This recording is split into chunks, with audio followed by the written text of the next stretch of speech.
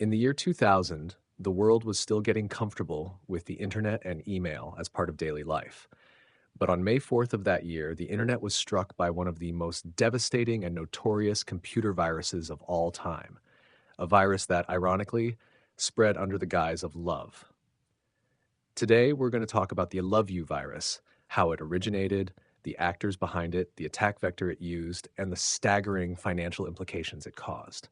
The ILOVEYOU virus, also known as the love bug or love letter, was created in the Philippines by two young programmers, Onel de Guzman and Rionel Ramones. The virus was written using Visual Basic Script, a simple but powerful scripting language that could execute commands directly on a user's computer. The choice of language was key.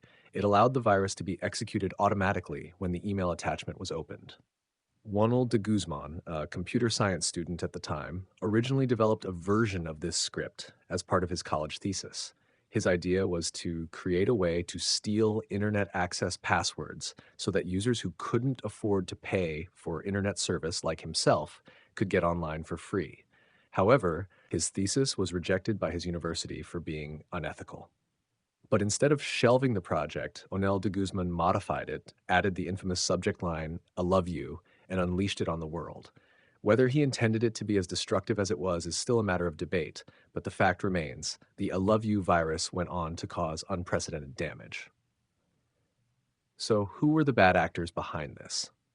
Juanel de Guzman has often been credited as the primary creator of the ILOVEYOU virus, though he never faced legal action due to the lack of cybercrime laws in the Philippines at the time. Rionel Ramones, his friend, was implicated as a possible accomplice, but he too avoided prosecution. It's worth noting that these two were not seasoned cybercriminals or part of an organized hacking group.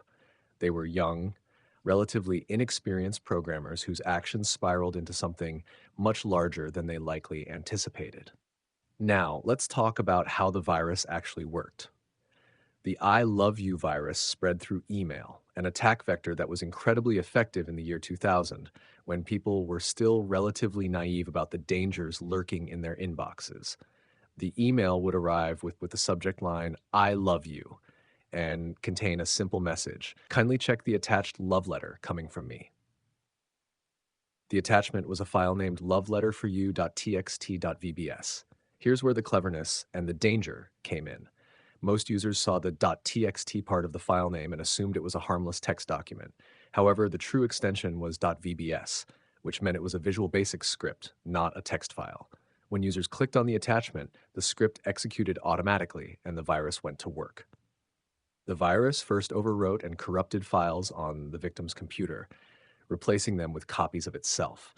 It targeted a variety of file types, including images, audio files, and documents, anything a user might hold dear. But that wasn't the worst part. The virus also accessed the victim's email address book and sent copies of itself to every contact, perpetuating its spread at an exponential rate. This self-replicating behavior is what made ILOVEYOU so devastating. Within hours, it had spread across the globe, infecting millions of computers. Organizations ranging from small businesses to government agencies and multinational corporations fell victim to it. In fact, the Pentagon, the CIA, and the British Parliament all had to shut down their email systems to prevent further infection. The financial implications of the "I love you" virus were staggering. By some estimates, the virus caused upwards of $10 billion in damages worldwide. Companies had to spend millions of dollars on IT support to remove the virus from their systems, recover lost data, and restore functionality. The virus also caused significant productivity losses, as infected computers were often rendered unusable until they were cleaned. And because the virus spread so quickly, it overwhelmed email servers, leading to widespread disruptions in communication. Beyond the immediate financial impact, "I love you" also had long-term implications for cybersecurity. It was a wake-up call for both individuals and organizations about the importance of email security and the dangers of social engineering. The virus exploited basic human curiosity and trust. After all, who wouldn't want to open a love letter? And in doing so, it highlighted the need for better awareness and education about the risks of opening unsolicited attachments or clicking on suspicious links. The I Love You incident also underscored the inadequacies of existing legal frameworks in dealing with cybercrime.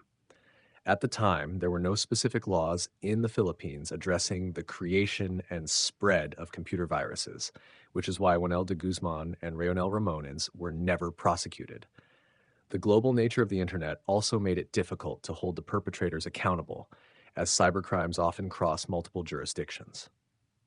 In the years following the I Love You attack, many countries, including the Philippines, began to develop more robust cybercrime laws to address these challenges.